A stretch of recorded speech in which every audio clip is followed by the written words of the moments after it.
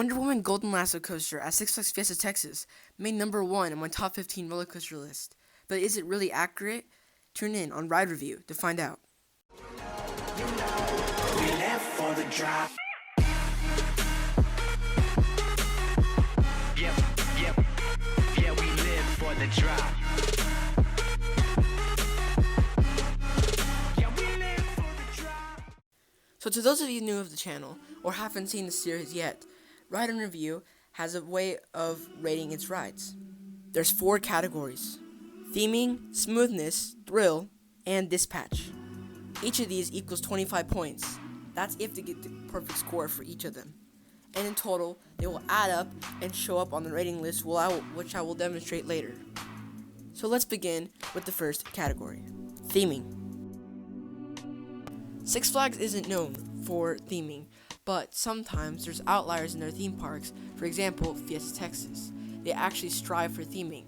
The perfect examples of this type of theming is Iron Rattler, Joker Carnival Chaos, Pirates, the Boardwalk area. It looks amazing. And now the Daredevil Flying Machines ride. But my personal favorite of theming is Wonder Woman Golden Lasso coaster. Wonder Woman's theming is top notch, with the pillars of fire and her statue, and then the Greece type ancient temples from as soon as you walk in to waiting in line and actually being in the station.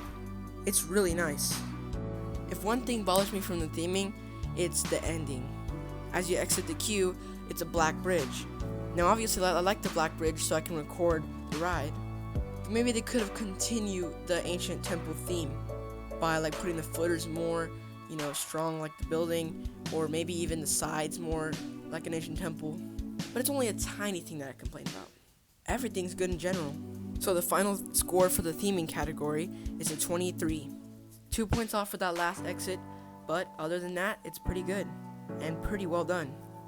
And now the next category, smoothness. This might seem a little bit unfair because this is created by RMC and they're known for smooth rides. And the RMC Raptor is no different. The ride is so smooth. From going up the hill to dropping to all the twists and turns, this ride is holding up for the smoothness. Now it's unknown if it's going to be rough over time, but right now, it's smooth enough for me. I rode this ride 5 times when I last went. I just couldn't get enough of it, so I sat in all different rows, and they all felt smooth either way. The back, it yanks you hard, but it's still smooth. This ride hauls though. It pulls you like crazy. I didn't even feel the track, because I felt like I was just floating the whole time. The restraints feel like it's just a small little thing from letting you fly out. And I like it. I got so much airtime on this ride, and it's really amazing. So, for smoothness, final score, I give it a 25. A perfect score, because this ride is smooth. And now the next category, thrill. Like I said, some of these might seem really unfair. It's RMC. They pack the thrill. And these RMC Raptors pack the thrill. No matter if you're sitting the front, back, or middle, it's always a different experience, but always gets more intense as you sit farther back.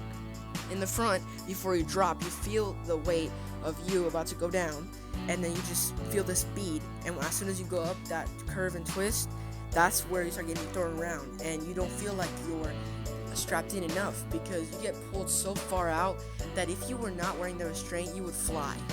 In the middle, you have a little time to prepare before you just start dropping, and you do speed up as you go down, and you feel it. And the turn, once again, pulls you hard, and all those twists and turns make you fly out of your seat. You're not even touching the back of your seat. And in the back, it's the craziest experience ever. You're going up, and then immediately, right after that turn, you already start going fast around that curve. And then you get even go faster down the hill, and you start floating. You're like, your body goes up, and you're not touching the seat, and as soon as you drop, you're still floating, and that curve pulls you to the right, but you're still floating. It's an intense experience. And I rode it 5 times, and it's experienced every single time. It's very different. And I don't know if everyone feels the same, but for me, this is a really intense ride, and I really like it. But I wasn't tempted or intimidated by it. I just really like the ride. It's fun to do. So the final score for the thrill category of Wonder Woman Golden Lasso coaster is a 25. It's very intense, and it always is intense, no matter if you've rode it once, twice, 10 times, a million times, it's always intense every single time.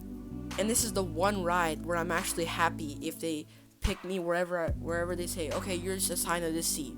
I honestly don't care because either seat is better. And now the final category, dispatch.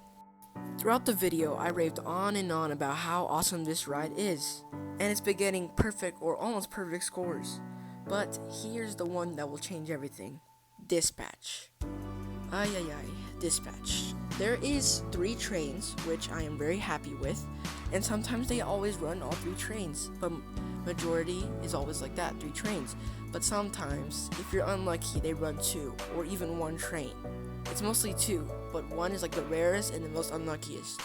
When that happens, this ride sucks, because then you're waiting in line like 2 hours just to go on a short, like 1 minute or less ride. And while this ride is really worth it in every way, it is not worth to wait like 3 hours and skip out on riding the rest of the rides like Superman, Iron Rattler, Pandemonium, Poltergeist, all of them. Like even Pandemonium goes a little bit faster than Wonder Woman when it's running 1 train.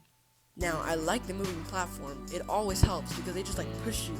And it is kind of like nerve-wracking, which I really hate when they do that too in moving platforms. Because if you're not buckled in, there's no point in helping you. So yeah, but anyways, they just like keep pushing you until you get on, hurry up, and you just keep moving. So that's good. I like how you just keep moving. Thing is though, the last time I went, the 5th time I rode Wonder Woman, the 5th time, I got in line. They were running 3 trains, which was well, but it was later in the afternoon, not in the morning like I rode it earlier, and I was waiting in line for 2 hours, and that was in the queue line during the temple right there where Wonder Woman statue is. From that point, it's 2 hours. Now you might be shocked, no way. It's just the stairs and a little bit walk path, and then you're right there in the queue. But it takes such a long time. Capacity is so small in this ride sometimes. Maybe Jersey Devil will change that, but the seats there's only a few of them, and it's single seating. And maybe when the T-Rex comes around, it'll be faster, but either way, it's still pretty small. What I hate the most is the constant breakdowns of this ride. It doesn't happen all the time, but it happens majority. Now sometimes it gets stuck in the lift hill, and they just continue running it, even like that, which is good, because, they're not getting closed right away. But the downside is, if this train is broken and it's in the station, it'll take a while, because then the riders are stuck, and they're going to tell you, this ride's temporarily closed, we have no estimated wait time. But yes, you can estimate it. You can estimate 5 hours wait. It just takes too long. And the ride is short, making it come back to the station faster than usual, but either way, the small capacity doesn't help much. Maybe one day when Jersey Devil's open, or another T-Rex gets invented in the world, that's where the capacity will be a lot faster. But like I said, especially on max capacity days, you will not want to ride Wonder Woman unless you use your Flash Pass.